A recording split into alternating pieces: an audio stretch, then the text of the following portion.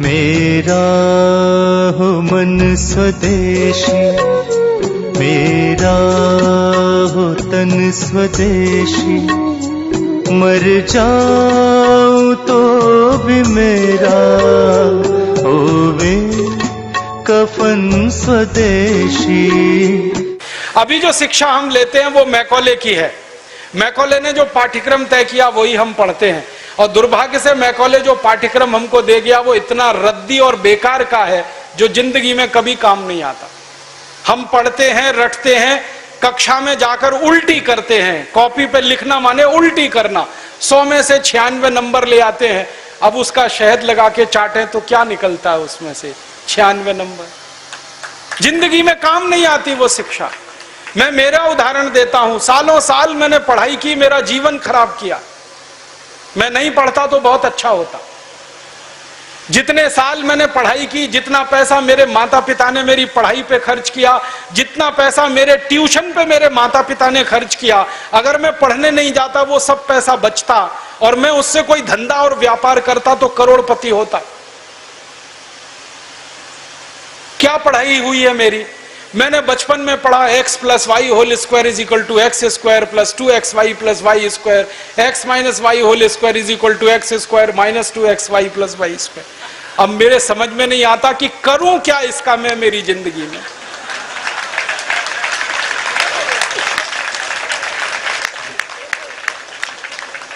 मेरे गणित के प्रोफेसर ने मुझको पढ़ाया, मैंने रटा, रट रट के दिमाग खराब किया, घंटों घंटों बर्बाद किए, किलो किलो कागज मैंने लिख लिख के खराब किए, और वो मेरी जिंदगी में आज तक काम नहीं आया। x + y होल स्क्वायर क्या करूं मुझे मालूम ही नहीं। मेरे गणित के प्रोफेसर को एक दिन मैंने कहा कि आपने मुझे ये क्यों पढ़ाया x + y होल स्क्वायर, मेरी जिंदगी में तो काम नहीं आया। तो मेरे गणित के प्रोफेसर कहते हैं, यार काम तो मेरे भी नहीं आया, मुझको किसी ने पढ़ाया, मैंने तुमको पढ़ाया। ये भेड़िया धसान क्यों चला रहे हो इस देश में? जो काम नहीं आता वो क्यों पढ़ा रहे हो इस देश के बच्चों? बचपन में मुझे पढ़ाया गया अमेरिका का पहला राष्ट्रपति कौन, क्या करूं इसका? मान लीजिए मुझे मालूम है अमेरिका का पहला राष्ट्रपति जॉर्ज वॉशिंगटन, करूं क्या? मालूम है मुझे, क्या करूं इसका? मैं सब्जी खरीदने जाता हूं बाजार में, सब्जी वाले को कहता हूं देखो मुझको मालूम है अमेरिका का पहला राष्ट्रपति जॉर्ज वॉशिंगटन था, वो सब्जी देगा क्या मुझे? फालतू में रटा रटा के मेरा दिमाग खराब कर दिया। अमेरिका का पहला राष्ट्रपति कौन? और मुझे इतना दुख होता है, तकलीफ होती है कि कोई मुझे ये पूछना शुरू करे कि तुम्हारे परिवार का पहला राष्ट्रपति कौन? मुझे नहीं मालूम। मेरे परिवार के राष्ट्रपति से मतलब मेरे दादा, दादा के दादा, दादा के दादा, दादा, कहीं से हमारा कुल शुरू हुआ ना, तो मेरे कुल का पति माने मेरा पहला पिता, वो कौन नहीं मालूम। और अमेरिका का पहला राष्ट्रपति मालूम है। और मुझे तो इतना दुख होता है कि अमेरिका का पहला ही राष्ट्रपति नहीं मालूम, 250 राष्ट्रपति मालूम है मुझे उनके, और मेरे कुल के 2.5 आदमी के नाम नहीं मालूम मुझे। मेरे पिताजी का नाम मालूम है, उनके पिताजी का, उसके आगे बढ़ता हूं तो सब ब्लैंक हो जाता है, याद ही नहीं मुझे। क्या करना है ऐसी शिक्षा से? काम की क्या है ये? बचपन में मुझको पढ़ाया कनाडा का क्लाइमेट कैसा, कनाडा का, भारत का नहीं, कनाडा का। कनाडा की जलवायु क्या है, क्या करूं उसका कनाडा की जलवायु का? मैं तो कभी कनाडा जाने वाला नहीं, कनाडा मेरे घर में कभी आने वाला नहीं, उसकी जलवायु पढ़ के करना क्या है? मैं शिवपुरी में रहता हूं, मैं भोपाल में, ग्वालियर में रहता हूं, मुझे शिवपुरी की जलवायु मालूम है तो कुछ काम आने वाली है। कनाडा की जलवायु क्या काम आने वाली है? कभी जिंदगी में मौका मिला कनाडा जाने का, जिसका कोई दूर दूर तक संभावना नहीं है, तब जाके वो बात कभी काम आएगी। उसके लिए रट रट के, पढ़ पढ़ के दिमाग खराब कर दिया घंटों घंटों। ऐसा फालतू इतिहास पढ़ाया। अकबर बड़ा महान था, होगा, मैं क्या करूं? अकबर महान था, ठीक है, मैं क्या करूं उसका? मेरी जिंदगी में उससे क्या फायदा होने वाला है अकबर की महानता से? मतलब मैं कहना यह चाहता हूं कि जो ज्ञान हम ले रहे हैं हमारी शिक्षा में वो जिंदगी में कभी काम नहीं आता। आप ईमानदारी से अपने बारे में एक दिन ये करना, मेरी बात है इसलिए नहीं, आपने जो जो पढ़ा है अपनी जिंदगी में याद करो, उसमें से कितना आपके काम आया। शायद आप 100 का नंबर निकालेंगे तो 5 भी काम नहीं आया, 5% भी काम नहीं आया। जो काम नहीं आया पढ़ा क्यों, फिर रटा क्यों उसको? और आप ऐसे सोचो, दूसरा उल्टा सोचो कि हमने जितना पढ़ा वो कितना हमें याद है। याद उतना ही रहेगा जो रोज काम आता है, बाकी कचरे को दिमाग निकाल के ऐसे ही फेंक देता है। जो याद ही नहीं रहे और काम नहीं आए उसको पढ़ना और पढ़ाना क्यों? तो मैंने सोचा कि शिक्षा व्यवस्था बदलना बहुत जरूरी है। हमारे बच्चों के ऊपर इतना बोझा हो गया है, इस बोझे ने बच्चों को खत्म कर दिया। कभी कभी तो मुझे इतना अफसोस होता है, अखबारों में खबर पढ़ता हूं 12वीं कक्षा का रिजल्ट आया, इतने बच्चों ने आत्महत्या कर ली। क्यों? फेल हो गए।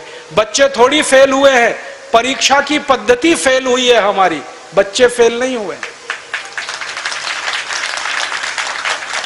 बच्चों के बारे में तो सारी दुनिया कहती है कि वो तो कच्ची मिट्टी के घड़े के जैसे हैं, जैसा आप शेप दोगे वैसे हो जाएंगे। हमारे बच्चों को हमारे अध्यापक और परीक्षा वाले शेप नहीं दे पाए, इसलिए परीक्षा पद्धति फेल हुई है, बच्चे फेल नहीं हुए। मुझे तो कई बार यह कहने के मन करता है कि बच्चों को फेल करने वाले अध्यापकों को फेल करना चाहिए, क्योंकि उन्होंने पढ़ाया नहीं ठीक से, समझाया नहीं बच्चों को ठीक से। और इस शिक्षा पद्धति में क्या भेड़िया धसान है। 100 में से 90 नंबर लाओ, 99 नंबर लाओ, 98 नंबर लाओ तो आप बहुत होशियार हैं, 33 नंबर लाओ, 30 नंबर लाओ तो आप बिल्कुल बेकार हैं।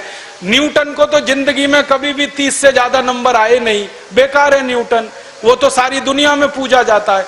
कभी फेल, हमेशा ही फेल हुआ, पास ही नहीं हुआ कभी न्यूटन। स्कूल वालों ने निकाल दिया उसको कि हर बार फेल हो जाता है, फेल हो जाता है, ये पढ़ने लायक नहीं है।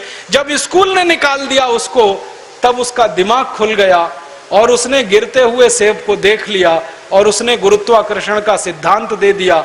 जो आदमी स्कूल में फेल हो गया था, अब सारी दुनिया उस पर पीएचडी करती है और उसके गुणगान करती है। माने फेल और पास होने से किसी व्यक्ति के जीवन का कोई लेना देना नहीं। आप आइंस्टाइन की अगर कहानी पढ़ोगे तो आइंस्टाइन तो 9 कक्षा के आगे पढ़ नहीं पाया कभी, निकाल दिया स्कूल ने उसको, क्योंकि वो कुछ और सोचता रहता था।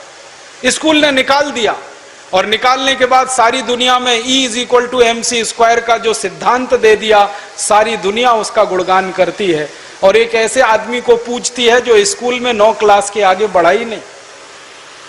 मतलब मैं कहना चाहता हूं, 9 पढ़ जाए, 10 पढ़ जाए, 12 पढ़ जाए, 16 पढ़ जाए, इससे कुछ लेना देना नहीं। ज्ञान जो है ना, डिग्रियों से नहीं तौला जाता।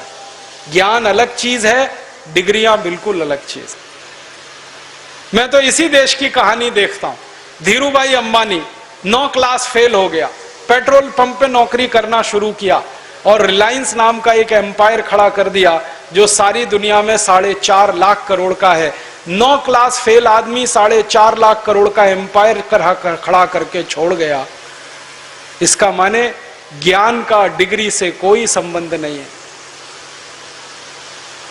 घनश्याम दास बिरला 4 क्लास पढ़े, स्कूल और गांव छोड़कर निकल गए, लोटा लेकर कलकत्ता पहुंच गए और इतना बड़ा खानदान बना दिया, बिरला एम्पायर, जो आज लाखों करोड़ का है। 4 क्लास पास आदमी ने किया। बिरला जी कहा करते थे कि क्लास पास करना कोई महत्व की बात नहीं है जीवन की तुलना में।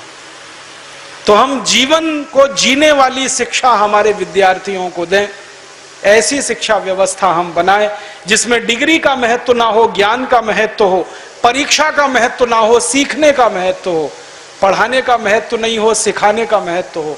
अध्यापक भी सीखें, विद्यार्थी भी सीखें, दोनों सीखने की प्रक्रिया में आगे बढ़ें। ऐसी एक शिक्षा व्यवस्था हम बनाना चाहते हैं और ये पूरी शिक्षा व्यवस्था मातृभाषा पर आधारित होगी, ये अंग्रेजी पर आधारित नहीं होगी। अंग्रेज आए तो अंग्रेजी आई, अंग्रेज गए तो अंग्रेजी चली जानी चाहिए थी। क्यों हमने रख लिया इस अंग्रेजी को? अंग्रेजी में पढ़ाते हैं अपने बच्चों को, मार मार के सिखाते हैं, बच्चे बेचारे अक्सर उसमें फेल हो जाते हैं। हिंदुस्तान के बच्चे गणित में पास होते हैं, भौतिकी में पास होते हैं, रसायन में पास होते हैं, अंग्रेजी में फेल हो जाते हैं। होना ही चाहिए उनको अंग्रेजी में फेल, क्योंकि अंग्रेजी विदेशी भाषा है। मुझे आप एक अंग्रेज बताइए और दिखाइए जो हिंदी में पास हो जाए, तो मैं अंग्रेजी में पास होकर दिखा सकता हूं। जब कोई अंग्रेज हिंदी में पास नहीं हो सकता, तो हम भारत के विद्यार्थियों से क्यों अपेक्षा कर रहे हैं कि वो अंग्रेजी में पास हो? और अंग्रेजी भाषा नहीं है पास होने लायक, ये तो भाषा ही रद्दी है। इस भाषा का इतिहास जब मैंने पढ़ा, 5वीं शताब्दी में तो ये भाषा आई, माने मुश्किल से 1500 साल पुरानी है। हमारी भाषा तो करोड़ों साल पुरानी है, संस्कृत, हिंदी, मराठी, तमिल, तेलुगु, कन्नड़, मलयालम, ये तो 1500 साल पुरानी है। और दुनिया की सबसे रद्दी भाषा है अंग्रेजी, जिसकी कोई अपनी व्याकरण नहीं है जो शुद्ध हो और ठीक हो। आपको एक उदाहरण देता हूं। अंग्रेजी में एक शब्द है PUT, पुट, BUT, तो PUT पट होना चाहिए। CUT कट, BUT बट, तो PUT पट। अगर PUT पुट तो CUT कुट, BUT बुट, यही होना चाहिए ना। क्या मूर्ख लोगों की भाषा है, ग्रामर ही नहीं है। और परम मूर्खता की भाषा ये अंग्रेजी। एक शब्द है अंग्रेजी में, उसमें कहते हैं केमिस्ट्री, CHEMISTRY, केमिस्ट्री। तो यहां पे CH जो है ना, का हो गया, ठीक है। तो केमिस्ट्री में CH का हो गया, तो चोपड़ा में कोपड़ा होना चाहिए। CHOPARA है ना, उसको चोपड़ा क्यों कहते हैं, कोपड़ा कहो। और CHOPARA को चोपड़ा कह रहे हो तो CHEMISTRY को केमिस्ट्री कहो। फिर एक जगह CH का है, एक जगह CH चा है, कुछ समझ में नहीं आता क्या इनका हिसाब किताब है। मूर्खों की भाषा है ये अंग्रेजी। और इस भाषा की कितनी बड़ी कमजोरी है। अंग्रेजी में एक शब्द है SUN, माने सन, माने सूरज।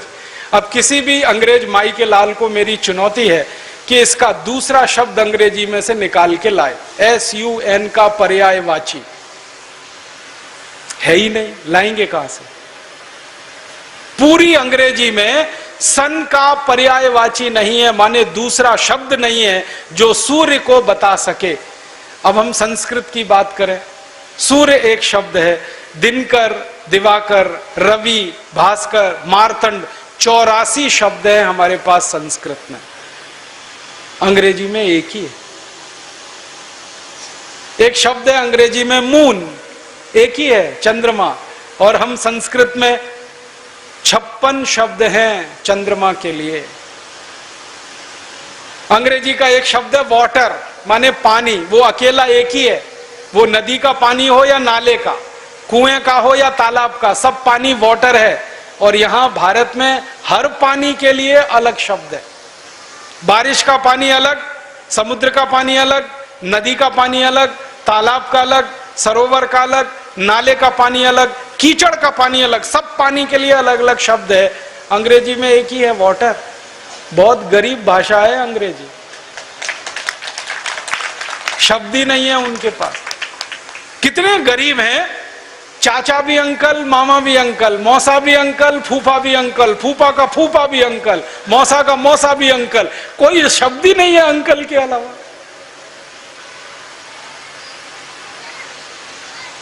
और चाची, मामी, मौसी, सब आंटी, कोई दूसरा ही शब्द नहीं है उनके। हम तो मूर्ख लोग इस अंग्रेजी में फंस गए। अकल नहीं हमारी तो मारी गई है। हमारे देश में जो अंग्रेजी पढ़ गए ना, अकल उन्हीं की मारी गई है। जो नहीं पढ़े वो बहुत होशियार।